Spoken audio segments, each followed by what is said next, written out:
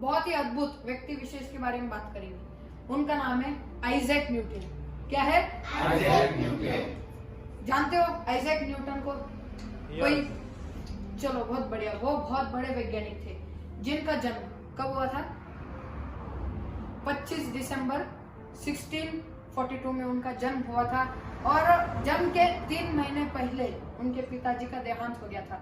मतलब पिताजी का साया उनके सिर से हट चुका था और हटने के बाद उनकी माता ने उनके पिताजी के नाम पर ही उनका नाम रखा था।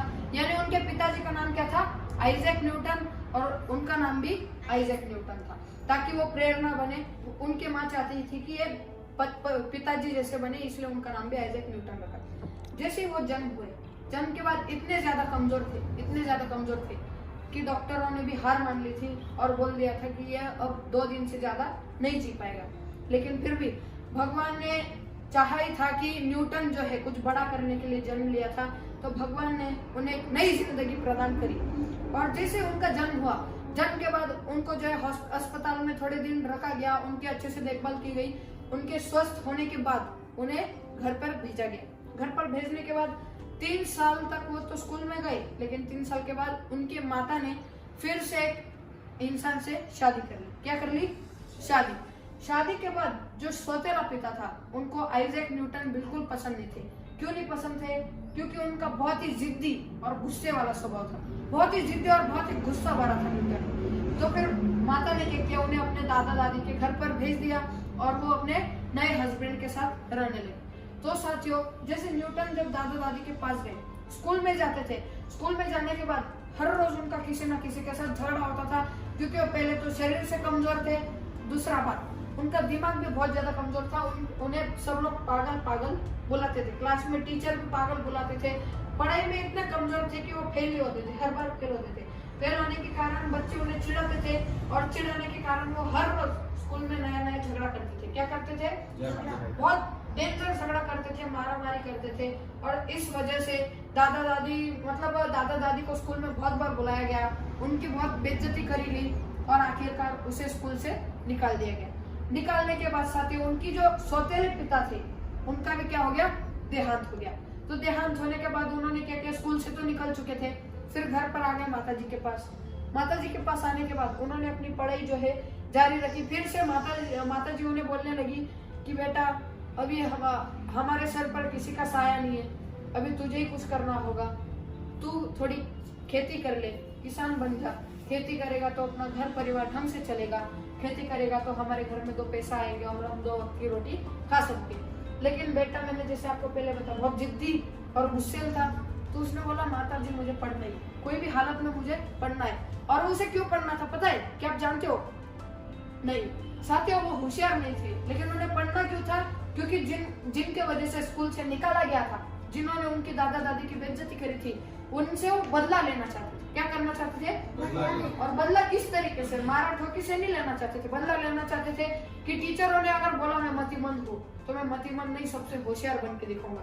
अगर बच्चों ने बोला कि तुझे कुछ नहीं आता, तू बहुत पतला है, तो मैं क्या करूंगा, उनसे अच्छा मार्क्स लाके टॉप में आके दिखाऊंगा और अपना शरीर भी ग्रो करूंगा साथियों। उसके बाद उनकी माता जी ने प्रिंसिपल से बात करी। प्रिंसिपल से बात करने के बाद प्रिंसिपल ने उन्हें परमिशन दे दी स्कूल में लेने की, बहुत रिक्वेस्ट के बाद। जैसे न्यूटन जी जब स्कूल में गए तो उन्होंने इतनी शिद्दत से पढ़ाई करी, इतनी लगन से पढ़ाई करी। क्यों? वो होशियार नहीं थे, लेकिन क्यों करी? ताकि वो बदला लेना चाहते थे। जिन्होंने उनके दादा दादी की बेइज्जती करी, माता की बेइज्जती करी, वो उन्होंने देख नहीं पाए और बदला लेने के चक्कर में उन्होंने इतनी पढ़ाई करी कि कुछ दिनों के बाद एक मतिमंद टॉपर में कहलाया गया साथियों, एक मतिमंद टॉपर में कहलाया गया। उनके तो जैसे वो दादा दादी के पास रहते थे तो हर बार वो सोचते थे कि ये चांद तारे कैसे होते हैं, किधर होते हैं। फिर एक दिन क्या हो गया, जैसे वो कॉलेज से घर पर आ रहे थे। पहले तो मैं बता दूं, ट्रिनिटी कॉलेज कैम्ब्रिज में पढ़ते थे, जो कि यूनाइटेड किंगडम में। कहाँ पर? ट्रिनिटी कॉलेज कैम्ब्रिज में पढ़ते थे। और कॉलेज से घर पर आने के बाद आ रहे थे जैसे, तो वो थक चुके थे, तो उन्होंने पेड़ के नीचे बैठने की सोची। आपने बहुत बार ये कहानी सुनी होगी। तो जब पेड़ के नीचे बैठे तो गलती से एक सेब उनके सिर पर गिरा, और जैसे सिर पर गिरा तो वो कुछ किताब पढ़ रहे थे। सिर पर गिरने के बाद वो सोचने लगे कि सेब मेरे सिर पर क्यों गिरा। फिर से उन्होंने की ऊपर फेंका, फिर से नीचे गिरा, फिर से उन्होंने ऐसे फेंका तो नीचे गिरा। तो वो सोचने लगे, उनको मतलब वो हर चीज के लिए सोचते थे। वो क्या सोचते थे कि मैं दादा दादी से चांद तारों के बारे में सवाल पूछता था, सेब तो नीचे गिर रहा है, फिर चांद नीचे क्यों नहीं गिरता, फिर तारे नीचे क्यों नहीं गिरते। अगर हर कोई चीज उन्होंने जो भी चीज हाथ में ली वो क्या हो रही थी, नीचे गिर रही थी।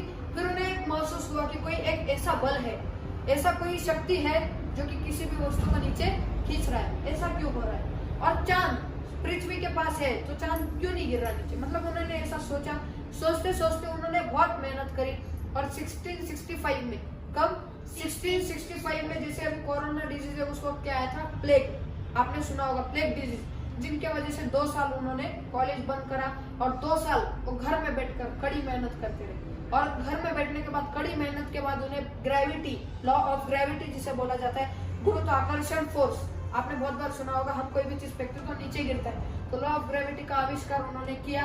घर पर बैठे बैठे 2 साल उन्होंने कड़ी मेहनत करी। जहाँ पे प्लेग डिजीज आया था, लोग डर चुके थे, लोग सब काम छोड़ रहे थे, लेकिन उन्होंने कुछ इतिहास रच के दिखाया साथियों। उसके बाद उन्होंने बहुत सारी नई नई खोज करी। क्या करी, बहुत सारी नई नई खोज करी। नई नई खोज में उन्होंने ये भी देखा, F = ma फॉर्मूला आपने बहुत बार सुना होगा। मतलब हर कोई वस्तु, साइकिल से लेके हवाई जहाज तक यूज होने वाला, कि कोई भी चीज ऊपर कैसे जाती है, कोई भी चीज चलती कैसी है, लॉ ऑफ मोशन, मतलब कोई भी चीज का हलचल कैसे होता है, उन्होंने इसका एक फॉर्मूला बनाया। और स्पीड को और उसके वजन को और उसकी ताकत को उन्होंने एक रिलेशन में डाला, एक उनका फॉर्मूला बनाया, F = ma। और आज हर एक वस्तु में न्यूटन की जो है आविष्कार को सबसे बड़ा आविष्कार माना जाता है आज तक की डेट में। आइजैक न्यूटन, थोड़े शर्मीले बोल सकते हो, उन्होंने बहुत सालों तक अपने आविष्कार को किसी को नहीं बताया। क्यों नहीं बताया पता है, क्योंकि वो सोचते थे कि मैंने जो आविष्कार किया है पता नहीं ये दुनिया एक्सेप्ट करेगी या नहीं। तो इस चक्कर में उन्होंने बहुत सालों तक नहीं बताया। लेकिन जब पता चला दुनिया को, तो यह पता चला कि न्यूटन की जो आविष्कार थे वो दुनिया के सबसे बड़े आविष्कार थे। और उन्होंने इतने बड़े बड़े आविष्कार किए, इतना संघर्ष किया साथियों। स्कूल में बिल्कुल होशियार न होने के कारण सब चिढ़ाते थे, हर कोई हार मान लेता है, पढ़ाई नहीं करनी। साथियों 2 चीज होती, 2 पहलू होते, एक पॉजिटिव और एक नेगेटिव, यस और नो। लेकिन जब उन्हें स्कूल से निकाला गया तो एक बच्चा बोलता कि मेरे को स्कूल से निकाल दिया, मैं स्कूल का चेहरा नहीं देखूंगा, मैं कुछ भी करूंगा, लेबर का काम करूंगा, मजदूरी करूंगा, खेती करूंगा, कुछ भी करूंगा, लेकिन पढ़ाई नहीं करूंगा। लेकिन वहीं पर न्यूटन ने क्या सोचा, पॉजिटिव सोचा। क्या सोचा, पॉजिटिव सोचने के बाद उन्होंने क्या सोचा, मैं बदला तो लूंगा लेकिन मारा ठोकी से नहीं लूंगा, मैं पढ़ाई करके बदला लूंगा, ज्यादा से ज्यादा पढ़ाई करूंगा। पॉजिटिव सोच उन्होंने रखी और आज उनके पॉजिटिव सोच की वजह से उनका इतना बड़ा नाम हुआ है। और उन्होंने मैथमेटिक्स, एस्ट्रोनॉमिकल, ऐसे बहुत सारे हार्ड सब्जेक्ट को चुने ताकि उनके दिमाग का ग्रोथ जल्दी हो जाए, उनका विकास जल्दी हो जाए। और आखिर में मैं इसीलिए बता रहा हूँ ताकि जल्दी से जल्दी आपको याद रहे, उनके माता जी का नाम था हेना एस्कफ। क्या था, हेना एस्कफ। और उनके पिताजी का नाम आइजैक न्यूटन। क्या था, आइजैक न्यूटन। और उनकी मृत्यु हो चुकी थी, कब हुई थी, 31 मार्च 1742। कब हुई थी, 31 मार्च 1727 में उनकी जो है देहांत हुई थी। कुल मिला के 84 साल वो जिए। और इस 84 साल में उन्होंने पूरी पृथ्वी को हिला डाला और बहुत सारे नए नए आविष्कार उन्होंने जाने। तो साथियों हमेशा ये याद रखना, वो उनका यह विचार है कि मैं होशियार नहीं हूँ, मैं जीनियस नहीं हूँ। लोग बोलते हैं ना आईक्यू लेवल की बातें होती है या नहीं, यस कि एल्बर्ट आइंस्टाइन का बहुत बड़ा आईक्यू लेवल था, स्टीफन हॉकिंस का बहुत बड़ा आईक्यू लेवल था, जो बड़े बड़े वैज्ञानिक थे उनका बहुत बड़ा आईक्यू लेवल था, ऐसा बोला जाता है या नहीं। लेकिन उनका यह विचार था कि मेरा आईक्यू लेवल बड़ा नहीं है, मैं जीनियस नहीं हूँ, लेकिन मेरे प्रयास ने मेरा आईक्यू लेवल बढ़ा दिया, मेरे प्रयोगों ने मेरा आईक्यू लेवल बढ़ा दिया। साथियों उसी तरीके से आज अगर हम कुछ सोच नहीं पाते, कुछ याद नहीं रख पाते, साथियों मैं बार बार वही उदाहरण देता हूँ कि हर कोई जिसने इतिहास रचा है वो हमेशा पहले क्या था, पागल कहलाया था। उसे हमेशा कुछ ना कुछ दुनिया ने ताने मारे थे, लोगों ने बोला था कि तू नहीं कर सकता।